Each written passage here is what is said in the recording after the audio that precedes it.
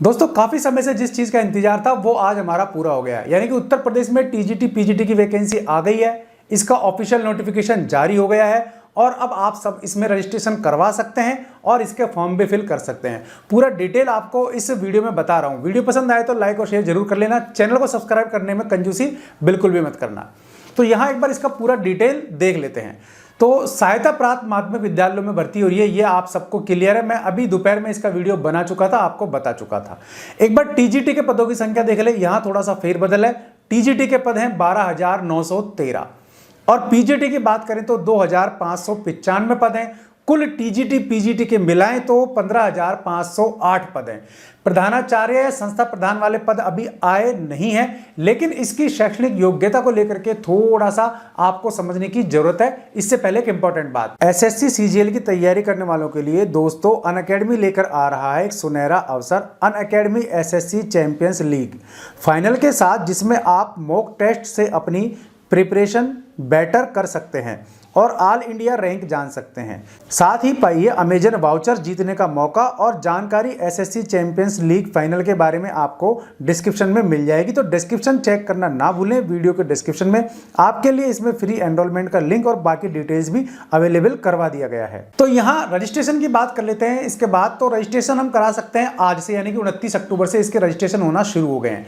Link मैंने video के description में डाल दिया है। आप चाहें तो विज्ञप्ति पढ़ें, टीजीटी पीजीटी की अलग अलग हिंदी में है, और चाहे तो उसको डाउनलोड करके प्रिंट ले सकते हैं या डायरेक्ट आप अप्लाई भी कर सकते हैं। ठीक है, और इसकी लास्ट डेट है जो फॉर्म भरने की, वो है आपके 30 नवंबर। तो 30 नवंबर तक आप इसके फॉर्म भर सकते हैं। अब बात कर लेते हैं फीस की। तो फीस में थोड़ा चेंज है। फीस में चेंज इस तरीके से है कि यहां जनरल और आपके ओबीसी इन दोनों की फीस है 750 रुपए टोटल मिला करके है। इसके अलावा बात करें ईडब्ल्यूएस और एससी की फीस है, तो इन दोनों की फीस है 450 रुपए, ईडब्ल्यूएस और एससी की।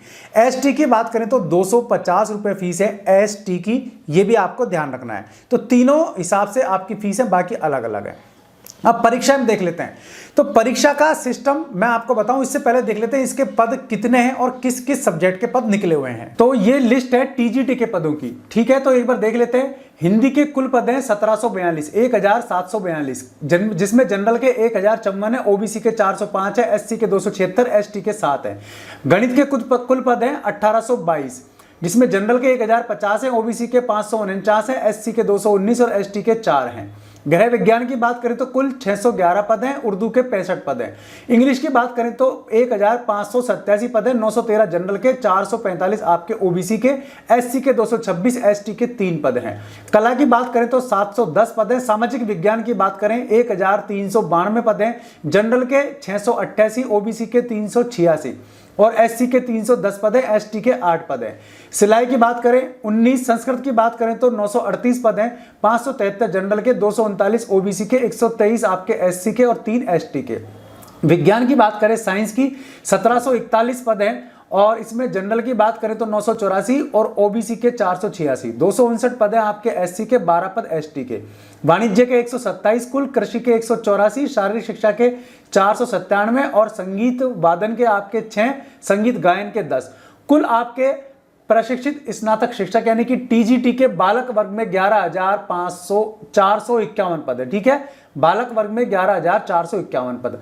अब बालिका वर्ग में देखें एक बार फटाफट। हिंदी के 214, गणित के 167, गृह विज्ञान के 160, उर्दू के 12, इंग्लिश के 196, कला के 103, सामाजिक विज्ञान के 186, सिलाई के 4, संस्कृत के 97, विज्ञान के 202, वाणिज्य के 8 और कृषि का 1 है, शारीरिक शिक्षा के 48 हैं, संगीत वादन के 14 और संगीत गायन के 50। तो संगीत गायन के पद यहाँ बालिका वर्ग में ज्यादा है। कुल 1465 पद आपके पद हैं जो कि आपके टीजीटी के हैं। अब देख लेते हैं पीजीटी के पद कितने हैं। पीजीटी यानी कि प्रवक्ता के बालक वर्ग में देखें हम पद, तो कुल हैं प्रवक्ता के बालक वर्ग में 2281।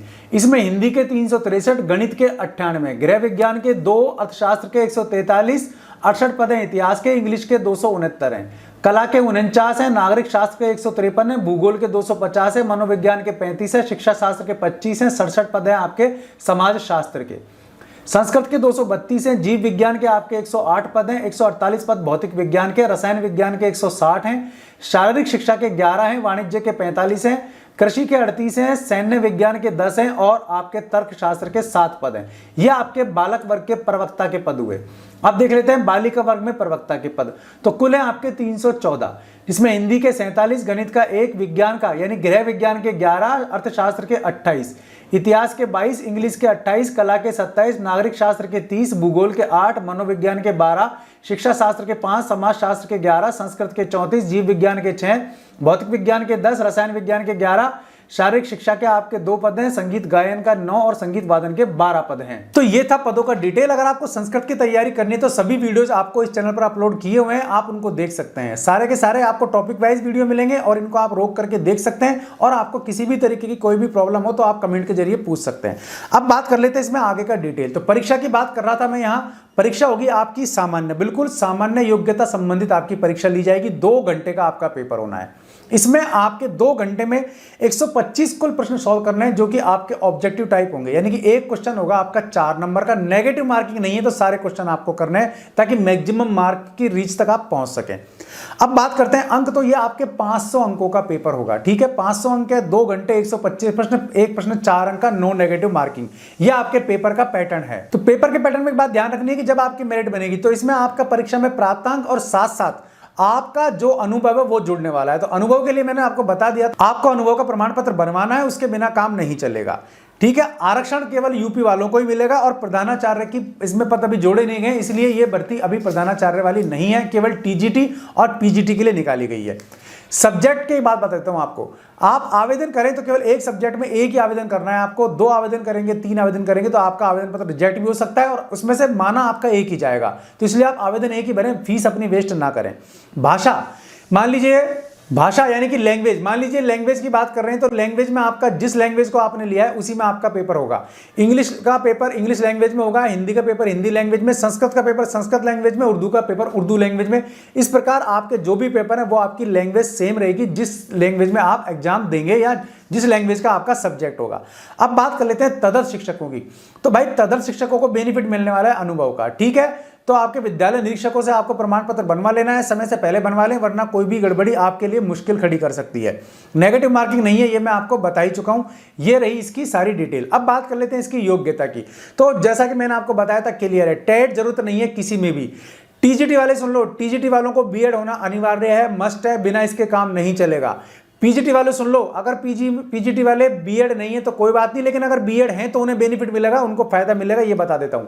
बिना बीएड भी आप आवेदन तो कर सकते हैं, संबंधित या रिलेवेंट सब्जेक्ट में आपका पीजी होना जरूरी है, ठीक है। तो ये आपका डिटेल क्लियर हुआ टीजीटी संबंधी योग्यता। अब बात कर लेता हूं मैं एक बार एज लिमिट की, ये वरना बिंदु रह जाएगा। तो एज लिमिट इसमें मिनिमम दी हुई है 21 साल, मैक्सिमम कोई एज लिमिट नहीं है। जस्ट जैसे 2016 में इसकी विज्ञप्ति आई थी, सेम आई है। विज्ञप्ति का लिंक मैंने आपको वीडियो डिस्क्रिप्शन में दिया है, आप वहां देख लेना बड़े आराम से। उसको पहले इत्मीनान से पढ़ना, फॉर्म भरने की जल्दी मत करना, गलती किसी तरीके की मत करना, वरना संशोधन का मौका नहीं मिलेगा। जैसे 69,000 में बहुत सारे भाई बहन धक्का खा रहे हैं, उसी प्रकार आपके साथ प्रॉब्लम हो जाएगी, ये बात ध्यान रखनी है।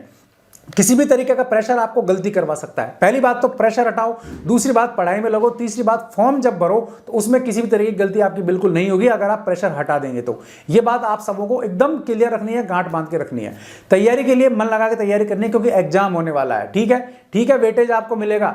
और जो तदर्थ शिक्षक है उनका एग्जाम 500 का नहीं होगा, उनका एग्जाम तो 465 का ही होने वाला है, बाकी बेनिफिट मिलेगा उनको, ठीक है। लेकिन बाकी जो लोग हैं उनका एग्जाम तो 500 का ही, उनको 500 में से मेरिट लानी है, ठीक। तो ये बात आप सबको याद रखनी है। इन्हीं सब चीजों को ध्यान में रखते हुए आपको तैयारी में बिल्कुल जोर से लग जाना है, किसी भी तरीके की कोई गड़बड़ी नहीं करनी है। दोस्तों उम्मीद है वीडियो आपको पसंद आया होगा। कमेंट है तो आप पूछ सकते हैं, मैं आपको जवाब देने की कोशिश करूंगा।